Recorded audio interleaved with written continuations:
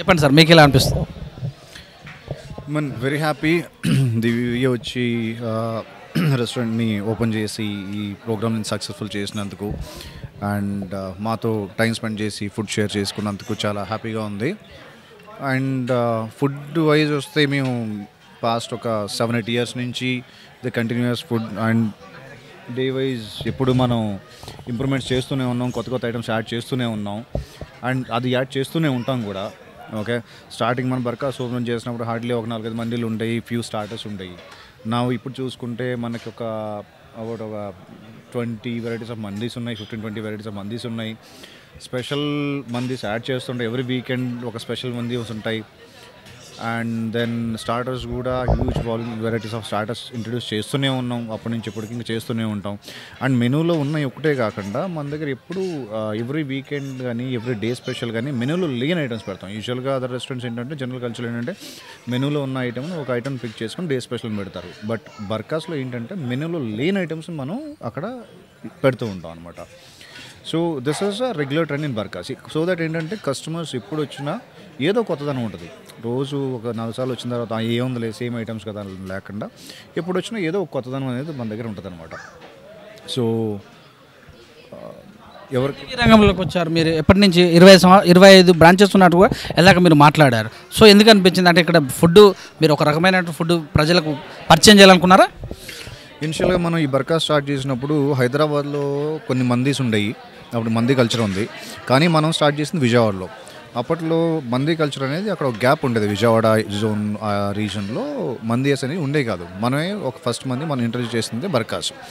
Okay, తర్వాత అలా అలా అది ఎక్స్పెండ్ అవ్వకుండా బెంగళూరులో ఓపెన్ చేసిన తర్వాత నెల్లూరు, వైజాగ్, తర్వాత ఆల్మోస్ట్ ఆల్ 2-3 సిటీస్లో అన్నింటిలోనూ మనకి బర్కాస్ మందీస్ ఉన్నాయి. అండ్ నేను స్లోగా మనం ఇప్పుడు నార్త్కి స్ప్రెడ్ అయ్యాం. ఇప్పుడు వెస్ట్లో కూడా కోల్కతాలో ఉంది, లక్నోలో ఉంది, కొత్తగా కాన్పూర్లో ఓపెన్ చేస్తున్నాం. ఓకే, అండ్ ఇప్పుడు పాట్నా, రాంచీ ఇటు సైడ్ కూడా కొత్తగా మనం ఎక్స్పాన్షన్ చేస్తున్నాం అనమాట. సరదాగా మీరు ఫ్రెండ్స్ తోటి ఫుడ్కి వెళ్ళే వాళ్ళ అప్పుడు? యా, డెఫినెట్గా మేము బ్యాచులర్స్గా ఉన్నప్పుడు కాలేజీలో చదువుకునేటప్పుడు we use to explore a lot. మన ఫుడ్ అంటే ఆల్మోస్ట్ ఏ కొత్త రెస్టారెంట్ పెట్టినా, ఏ కొత్త జాయింట్ అవుట్లెట్ ఓపెన్ చేసినా కంపల్సరీ ఫస్ట్ డే మనం అక్కడ అటెండెన్స్ ఉండేది మనది. ఓకే, సో వెరీ ఫుడ్ అనమాట. ఒక ఆల్మోస్ట్ అప్పుడు ఒక ఫుల్ బిర్యానీ, ఇప్పుడైతే హాఫ్ బిర్యానీ తింటే అయిపోతుంది. అప్పట్లో ఒక ఫుల్ బిర్యానీ ఒకరిని తినేసేవాడిని. సో హ్యూజ్ అనమాట ఫుడ్ ఈజ్. ఈ బిజినెస్ అనేది ఏదైనా ఒక బిజినెస్ మీద పెట్టుబడి పెడితే ఈరోజు ఐటమ్ రేపటికి పెరుగుతుంది, ఈ ఐటమ్ తరిగే అవకాశం ఉంటుంది. మరి ఎలా బేరే చేసుకుంటారు? తరిగే అవకాశం ఉంటుందంటే మన దగ్గర వేస్టేజ్ ఉండదు కదా, మనం ఎప్పుడు ఫ్రెష్ కుక్ చేస్తాం కాబట్టి మనం అసలు ఏ రోజు స్టాక్ పెట్టాం, ఈ రోజు మనం నెక్స్ట్ డేకి అది యూజ్ చేయం కూడా. ఎందుకంటే మనకి ఆల్రెడీ ఎప్పుడు మంది ఏమంటారు అంటే మీరు ఎలా దాన్ని ప్లాన్ చేస్తుంటారు, ఈ రోజు ఇంతమందికి అనే విధంగా ఎలా ప్లాన్ చేస్తారు? అంటే రెస్టారెంట్ ఓపెన్ చేసిన తర్వాత ఒక 1 వీక్ 10 డేస్కి మనకి కస్టమర్ పల్స్ తెలిసిపోతుంది. ఈరోజు ఏంటి మండే, సో ఓకే అందరూ ఆఫీస్కి వెళ్తుంటారు, మనం కొంచెం తక్కువ ప్రిపేర్ చేసుకుంటాం.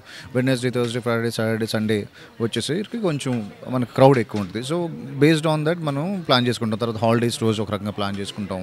ఏదైనా ఫెస్టివల్స్ రోజు ఉంటే కొంచెం క్రౌడ్ తక్కువ ఉంటుంది కూడా, ఆ రోజు కొంచెం ఇంకో రకంగా ప్లాన్ చేసుకుంటాం. We have our stock keeping experts, వాళ్ళు చూసుకుంటారు ఇదంతా. ఈ రోజులలో బ్రాంచెస్ ఓపెన్ చేస్తున్నారు, వాటి కూడా అంబాసిడర్గా మరి దివ్యనే తీసుకెళ్తారా?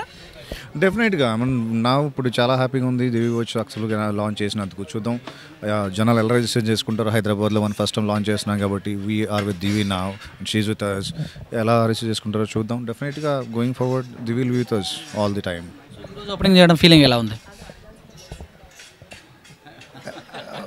ఫీలింగ్ అంటే వెరీ హ్యాపీ అండి. ఫస్ట్ టైం మనం హైదరాబాద్ వచ్చాం. I would say it's a very successful launch that I would say. Mallareddy గారు వచ్చారు, ఓకే, సో దివి వచ్చారు, లాంచ్ చేసాం. అండ్ చాలామంది కస్టమర్స్ కూడా వచ్చారు. చాలా రెస్పాన్స్ అయితే చాలా బాగుంది. ఓకే, ఫుడ్ రెస్పాన్స్ బాగుంది. Okay, I did not get any complaint so far. So we are happy now. చెఫ్లు ఇంపార్టెంట్ కావాలి ఈ విషయంలో, మరి వాళ్ళతో ఎలా? షెఫ్లు అనేది ఇప్పుడు మనంతా ఇన్హౌస్ షెఫ్లే ఉంటారు, మనం బయట నుంచి ఎవరిని హైర్ చేసుకోం. ఓకే, మనం అంతా తీసుకునే వాళ్ళందరూ ఎక్స్పీరియన్స్ షెఫ్లు తీసుకుని మన ఓన్ రెసిపీస్ మళ్ళీ ట్రైన్ చేస్తాం మనం. సో వాళ్ళు ఎంత ఎక్స్పీరియన్స్ ఉన్నా కానీ ఇక్కడికి వచ్చేసరికి మనం మన మసాలాసు, మన రెసిపీస్ మనకు సపరేట్గా ఉన్నాయి. మనం అవి ఇచ్చి మనం దాంతోపాటు చేపిస్తాం కాబట్టి we have our own unique taste.